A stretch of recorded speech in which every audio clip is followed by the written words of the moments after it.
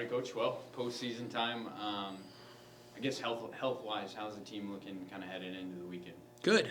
I think probably the healthiest we've been in a month since whenever Brian went down. Um, if you saw them, they're not looking like the healthiest, but they're all available. And I think getting them back last week in some capacity was great because I think some of it is once you play with injuries, you kind of have a better system ready for how you're going to deal with injuries going forward. And it was nice to get those guys on the floor. And then, I'm hoping that, they just keep getting a little bit healthier, by the day. I don't know if we get to Sunday, if the back-to-back, I don't know how that's going to look. But I think for Wednesday and if we're fortunate enough to play Saturday, I think they'll be okay. And then, Coach, when we look at what you guys have already accomplished this season, I mean, GLIAC regular season champs outright.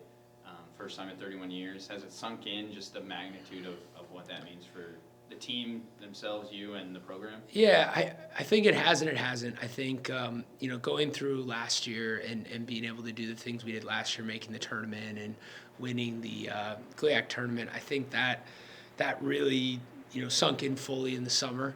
And this year feels in a way just kind of a continuation on that. Everyone always likes saying take it one game at a time or one season at a time, but so much of this group was part of last year that in a way it hasn't felt like necessarily two separate things.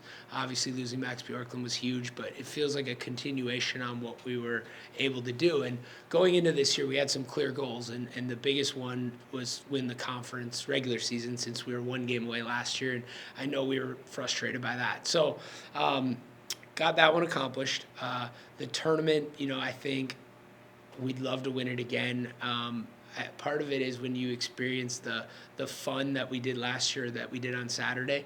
You want another one of those days. You want another one of those moments, and we know what Sunday would look like if we get to it.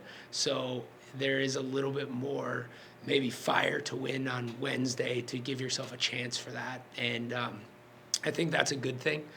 And then obviously the biggest goal is still NCAA tournament stuff. And, winning a game there last year was awesome. And it left us, when we left on the bus, I think we were okay, we have a chance. Like we're as good as everybody here. And I don't think necessarily we're better than anyone, but I think we're as good as everyone. So, there's still a lot of big goals ahead for us. And in some ways, all the goals that we set really started on last week, and they're all going forward. So we had a great start to the year, but now's the time of the year we've been prepping for all season, if that makes sense. Yeah, and then, Coach, when we look at your first round matchup, Purdue Northwest, the team that you've beaten, but they were close in the regular season. What do you guys have to do kind of headed into that one? You're playing at home, you're on the home fans and the home crowd, but as far as on the court and offense, defense, what do you guys have to do? Yeah, I think, so it's 4 straight times now in the league that the 8 seeds beat the 1 seed in the first round of the conference tournament.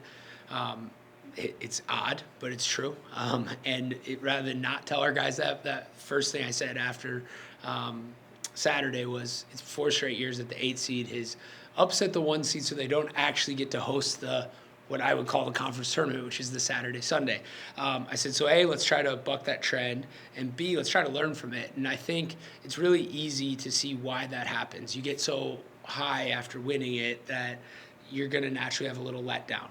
The 8 seeds, and we did it as an 8 seed, they're always playing, they're done. And Purdue has some awesome seniors that have had terrific careers, and those guys don't want to be done. They want to keep fighting and extend it for another couple days. And for us, it's not a deadlock, but we're going to play again. So they have some desperation that we don't have, and we got to find a way to match that. And then the basketball-wise, Brennan Temple, they're big guys, one of the best players in the league, and they put a bunch of great shooters around him, and he makes everyone better. He's one of those special connector guys, kind of what we think of Max and Brian, where he not only is great himself, but he makes everyone else better. And we got to do a good job of limiting him, but also not letting him get everyone else going. The biggest positive is they really deserved to beat us the last time. I mean, Max had to hit on 1 foot because it was the game he broke it. He had to hit a step back, and we had to get a turnover on a press. Otherwise, we lose that game. And then we had to get a stop. Our ESPN odds were probably at under 1% at various points in that second half. And so with that being said, the good thing is they kind of have to beat us again, because they pretty much beat us the first time. And that's been our message is you got lucky the first time, you won't get lucky again. So let's make sure we earn and deserve this one. And then Coach, sorry, just drew a blank. When we talk about, getting into the tournament, and when you look at minutes played for you guys, the majority of the season it's been 6 or 7 guys, but to see guys like Riley Brooks step up with injuries and kind of step on the court and show what he can do, is that going to play a big role coming down the stretch in the tournament of, we may have to go deeper into our bench? Yeah, I think that's been, and we've had 3 years in a row now. We've had more injuries than most of the teams, and I think there's a few reasons for that. And some of it is we've recruited some really talented kids. That the main reason we got them is they suffered an injury in the past, and that was why they ended up going Division II instead of Division I.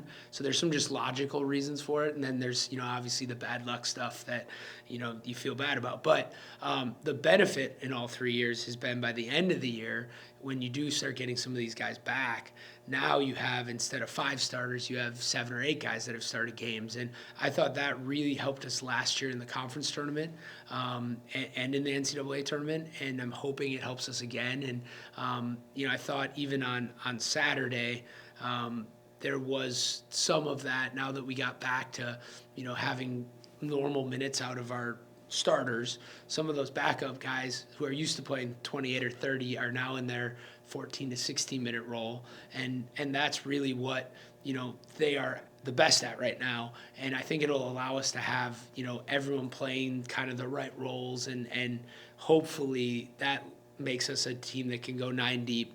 And earlier in the year we were only 7, like you said, and I don't know if we ever would have gotten past 7 if it wouldn't have been for some of the injuries.